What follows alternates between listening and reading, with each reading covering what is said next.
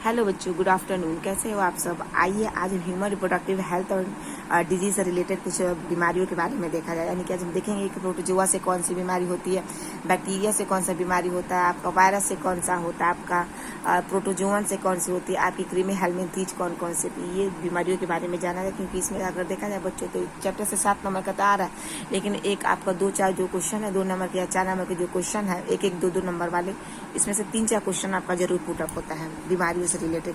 ऐसे पूछ सकता है कि किन्हीं 2 विषाणुओं के नाम बताइए और उनसे होने वाली बीमारियों के नाम बताइए, या किन्हीं 2 जीवाणु का ऐसा नाम बताइए कि इनसे ये बीमारी होती है तथा इसके बारे में बताइए, या मलेरिया का जीवन चक्र बताइए, या अमीबियासिस का जीवन चक्र बताइए। तो ऐसे क्वेश्चन जो है आपका पूछ सकता है। तो चलिए आज देखा जाए। तो देखो बच्चों, यहाँ पे पहला दिखाई दे रहा ना, तो ये प्रोटोजोआ के प्रोटोजोअन से होने वाली बीमारी है। प्रोटोजोआ और ये परजीवी। परजीवी का मतलब होता है एक जीव जो दूसरे जीव के ऊपर निर्भर होता है, तो उसे हम परजीवी कहते हैं। और ये प्रोटोजोआ परजीवी है। और ये जो सारे के सारे परजीवी में वो प्रोटोजोआ के ऊपर आने वाले कौन कौन से हैं, जैसे कि इसमें पहला अगर देखा जाएगा प्रोटोजोआ का नाम, इसमें देखो पेचिस। पेसिस कहते हैं, या इसे हम आम अतिसार के नाम से जानते हैं, यानी कि अमीबियासिस के नाम से जानते हैं, या तो हम इसे ब्लड डिजेंड्री के नाम से जाना जाता है, जिसमें क्या होता है बच्चों, खून का पेचिस होता है। मल तो नहीं निकलता है, लेकिन मल जैसा अनुभव होता है, लेकिन मल करते करते करते करते लास्ट में क्या होता है, कुछ लिक्विडी पदार्थ निकलता है, मल होता है, जिसे हम खूनी पेचिस कहते हैं। वहां से केवल खून निकलता है, मल नहीं निकलता, जिसे हम अमीबियस पेचिस या पेचिस के नाम से जानते हैं। और ये जो प्रोटोजोआ है, उस प्रोटोजोआ का नाम अगर देखा जाएगा तो एंट अमीबा हिस्टोलिका है। इसी एंट अमीबा हिस्टोलिका की वजह से क्या होता है, ये हमको पेचिस होता है। और ये संचरण वृद्धि कहाँ से होती है बच्चों, संदूषित भोजन एवं जल द्वारा। क्या जो मल मूत्र में जो आपका पानी है, स्वच्छ पानी है, स्वच्छ पानी के अंदर अगर मल मूत्र का हम त्याग का परिवहन कर देते हैं, तो ये सारा पानी जो है हमारे पीने के पानी में अगर इंक्लूड होगा तो हमें ये बीमारी हो सकती है। तो नदियों के किनारे क्या होता है, लोग जो होते हैं मल मूत्र का अगर देखा जाएगा तो निष्कासित करते हैं। जो मल मूत्र आपके पानी के रास्ते से मिलकर आपके भोजन तक पहुंच जाते हैं और आपके पीने वाले पानी तक पहुंच सकते हैं, जो हमारे लिए क्या है बच्चों, बहुत ही खतरनाक साबित हो सकता है। ठीक है।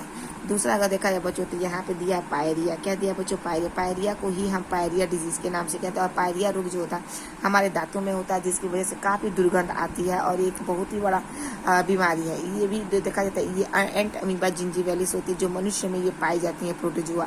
और ये किसके फैलती है बच्चों, चुंबन के द्वारा फैलती है। अगर किसी व्यक्ति को अगर मान लो पायरिया हुआ, अगर आपको किस ले रहा है या इसको चुंबन ले रहा है, तो ये जो है एक से दूसरे के अंदर क्या हो सकती है बच्चों, फैल सकती है। ये पायरिया डिजीज है।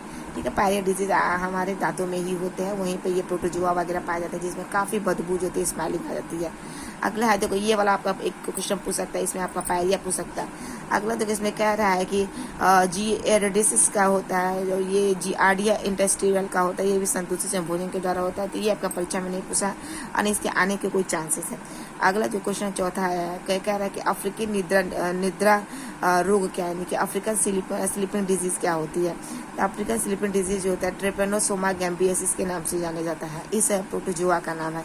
इस प्रोटोजोआ की वजह से हमें अफ्रीकी निद्रा रोग जो होती है, और इसमें क्या कहते हैं, ये वाहक कौन सी है जो इस बीमारी को लेकर उठते, तो सीसी फ्लाई होती है, जिसे सीसी मक्खी के नाम से जानते हैं। और ये क्या करती है, मक्खी और बच्चे को काटने में अपना रोल निभाती है। ठीक है।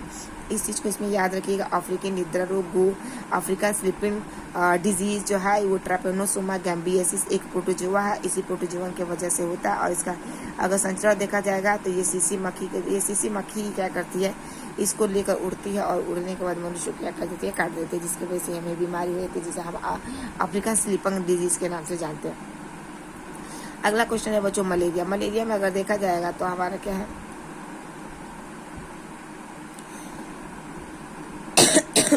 हमारा मलेरिया में अगर देखा जाएगा तो ये मलेरिया कैसे होता है बच्चों, हमारे प्लाज्मोडियम की वजह से होता है। प्लाज्मोडियम में अगर देखा जाएगा तो ये क्या करते हैं, मच्छर जो है हमारे ब्लड के अंदर जो है प्लाज्मोडियम को वो अपना डाल देती है, जिसकी वजह से ये प्लाज्मोडियम एक जगह से दूसरी जगह पे क्या होता है, बड़ा तेजी से फैल सकता है। इसमें क्या होता है कि मादा जो एनाफिलिस मच्छर होती है उसी के काटने से होता है, या बाल मक्खी के जो है आपके काटने से होता है। कौन सा बीमारी जो है आपका मलेरिया। ये मलेरिया जो है प्लाज्मोडियम की वजह से हो रहा है।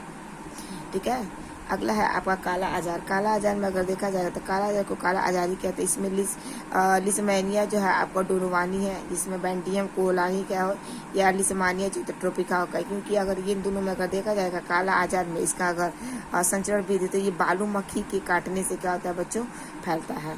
और मलेरिया में अगर देखा जाए तो हमारा एनीफिलीज मच्छर के काटने से होता है। यही मादा एनीफिलीज मच्छर जो है डेंगू वाले पेशेंट को भी अगर काट देती है तो डेंगू हो जाता है। और हमेशा याद रखिएगा मेल और फीमेल मच्छर में मादा ही काटते हैं, क्योंकि उसे बच्चे पैदा करना होता है और उसे बहुत सारे भरपूर मात्रा में कैल्शियम की आवश्यकता होती है, जिसके कारण क्या होते हैं फीमेल ही इंसान को काटती है और उससे खून लेते हैं, उस खून से कैल्शियम को ले लेती है अपने बच्चे को पालने के लिए। तो ये मलेरिया है, ये प्लाज्मोडियम की वजह से हो रहा है और ये मादा एनाफिलीज मच्छर के काटने से होता है।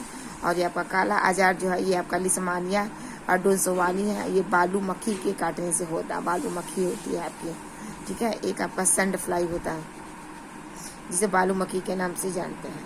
अगला क्वेश्चन क्या रहा है इसमें,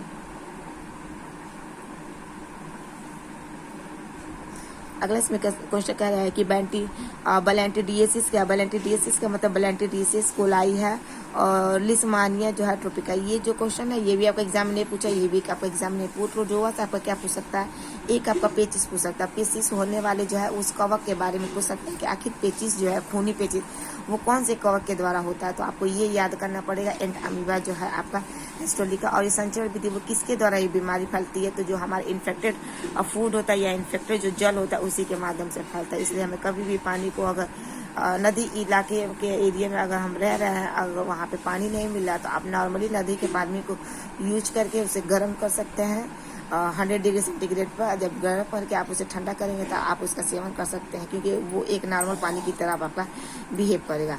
तो ये पेचिस है, अमीस एसिड डिंड्रेस्टिस है, एक आपका पेचिस से याद करिएगा। इससे होने वाले प्रोटोजुआ का नाम एंटामीबा हिस्टोलिका और पायरिया रोग जो